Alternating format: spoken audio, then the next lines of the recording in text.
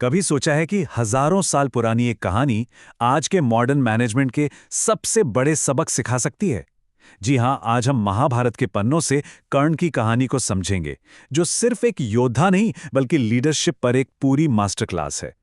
ये एक सवाल असल में कर्ण की पूरी जिंदगी का सार है। एक ऐसा कॉन्फ्लिक्ट जो आज भी हर ऑफिस, हर टीम में कहीं ना कहीं देखने को मिलता है। चलिए इसी गुत्थी को सुलझाते हैं। ये कहानी है उस इंसान की जिसकी बाहरी पहचान और अंदर की काबिलियत के बीच एक बहुत गहरी खाई थी। एक ऐसा वॉरियर जो बाहर से कुछ और था पर अंदर से कुछ और। तो सबसे पहले बात करते हैं टैलेंट वर्सेस लेबल्स की। ये कर्ण की कहानी का वो पहला पड़ाव है जहां हम देखते हैं कि कैसे समाज का दिया हुआ एक टैग किसी की असली काबिलियत पर पर्दा डाल सकता है। देखिए, कर्ण की कहानी शुरू से ही कितनी विरोधाभासी है। जन्म हुआ एक राजकुमार की तरह, लेकिन समाज के डर ने उन्हें नदी में बहा दिया। पले बड़े एक सारथी के घर, और यहीं से उन पर वो लेबल चिपक गया जो जिंदगी भर उनके साथ रहा, सूतपुत्र। और मजे की बात यह है कि टैलेंट में, मेहनत में, अनुशासन में कर्ण अर्जुन से जरा भी कम नहीं थे।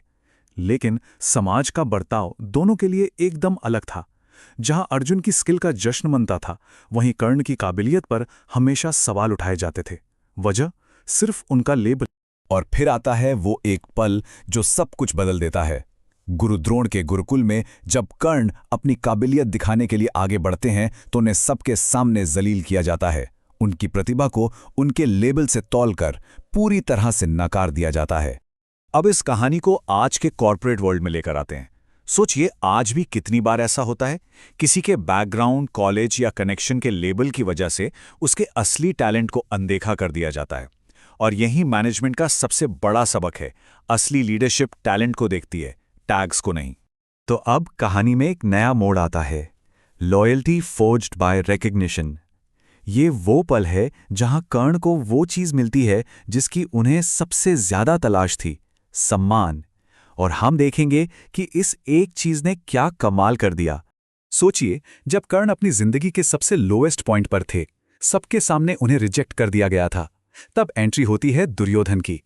दुर्योधन ने कर्ण में वो बात देखी जो पूरी दुनिया नहीं देख पा रही थी, उनका टैलेंट। ये एक तरह का ट्रांजैक्शन था, एक डील। दुर्योधन ने कर्ण को क्या दिया? सम्मान, पहचान और अंग देश का राजा बनाकर एक नई आइडेंटिटी दी। और बदले में कर्ण ने क्या दिया? कुछ ऐसा जिसकी कोई कीमत नहीं थी, अपनी कभी न टूटने वाली आजीवन वफादारी। और यहीं पे लीडरशिप का एक बहुत बड़ा लेसन छिपा है। जब किसी को सम्मान और पहचान दी जाती है तो वो सिर्फ एक कर्मचारी नहीं रहता, वो एक वफादार साथी बन जाता है। सीधी सी बात है, जहां आइडेंटिटी मिलती है वहीं लॉयल्टी बनती है। चलिए अब थोड़ा और डीप डाइव करते हैं कर्ण के कैरेक्टर में, क्योंकि यही कहानी और भी कॉम्प्लेक्स हो जाती है। अब हम देखेंगे कि कैसे कर्ण की सबसे बड़ी ताकत, उनकी लॉयल्टी, ही उनका सबसे बड़ा जाल बन गई। The identity and ego trap. Karna के अंदर हमेशा एक कश्मकश चलती रहती थी।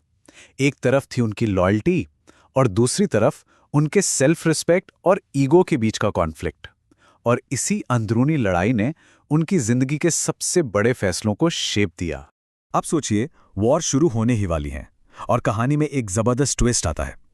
कुंती कर्ण को आकर बताती है कि वो उनके बेटे हैं। ये एक ऐसा इमोशनल मोमेंट था जिसने कर्ण की लॉयल्टी का सबसे बड़ा इम्तिहान लिया। और कर्ण का चॉइस, वो बहुत कुछ कहता है। उन्होंने जन्म देने वाली मां की जगह पहचान देने वाले दोस्त को चुना। उन्होंने कहा, जिसने मुझे पहचान दी मैं उसी के साथ लड़ूंगा। यहां पर आइडेंटिटी ने इमोशन पर जीत हासिल कर ली। ये हमें बताता है कि अपनेपन और पहचान की भावना कितनी पावरफुल होती है। इतनी पावरफुल कि ये कभी-कभी खून के रिश्तों से भी ऊपर हो जाती है। अच्छा, अब बात करते हैं कॉन्सिक्वेंसेस की। महाभारत में जिन्हें श्राप कहा गया है, उन्हें अगर हम आज की लैंग्वेज में देखें तो वो असल में हमारे फैसलों के कंपाउंडिंग कॉन्सिक्वेंसेस हैं। मतलब हर डिसीजन की एक लॉन्ग टर्म कीमत होती है। तो कर्ण की लाइफ में 3 बड़े कर्सेस थे, पर गौर से देखिए, ये कोई मैजिकल इवेंट्स नहीं थे। पहला श्राप मिला क्योंकि उन्होंने अपनी पहचान छिपाई, दूसरा एक एक्सीडेंटल गलती की वजह से, और तीसरा एक नेक काम की वजह से। ये सब उन चॉइसेस के डायरेक्ट रिजल्ट्स थे जो उन्होंने शॉर्ट टर्म गोल्स के लिए लिए थे। और यहीं से निकल कर आता है आज के लीडर्स के लिए कॉन्सेप्ट, चलिए, इसे कर्स मैनेजमेंट कहते हैं। इसका सिद्धांत बहुत सिंपल है। शॉर्ट टर्म फायदे के लिए कभी भी लॉन्ग टर्म स्ट्रैटेजी को दांव पर मत लगाओ, क्योंकि हर छोटे बड़े फैसले का असर जुड़ता जाता है। तो इस पूरी कॉम्प्लेक्स कहानी का सार क्या है? आज के लीडर्स इससे क्या लेसन्स ले सकते हैं? चलिए, कर्ण की कहानी से निकले इन सबकों को एक कोड में बदलते हैं। The Karna code for leaders.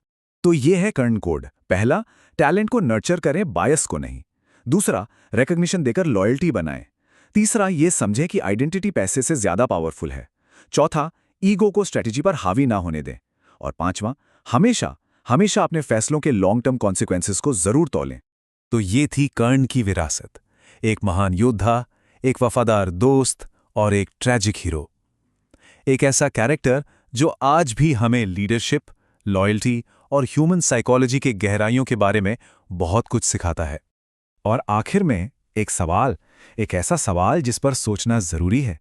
किसी भी लीडर के लिए अटूट वफादारी किस पॉइंट पर आकर एक बहुत बड़ी घातक कमजोरी बन जाती है? सोचिएगा जरूर।